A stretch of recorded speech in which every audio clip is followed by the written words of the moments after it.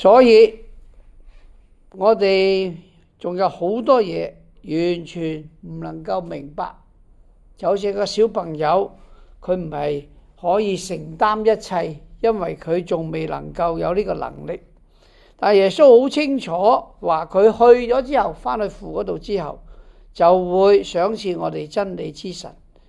真理之神一嚟，就將我哋引入一切嘅真理。冠著比拉多都問耶穌：乜嘢係真理啊？佢好想揾一個答案，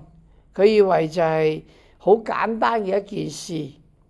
但係佢亦都唔係真係想尋找真理，佢只係想知道究竟乜嘢一件事，就廣東話講八卦，想知下啫。咁今日我哋慶祝花地瑪聖母，聖母好清楚都提醒我哋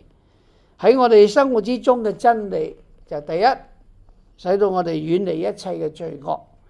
第二，要為罪人悔改；第三，我哋要喺我哋自己嘅生活之中熱切咁祈禱，特別重念玫瑰經，使到我哋能夠時刻同佢一齊效法佢，跟隨主耶穌基督。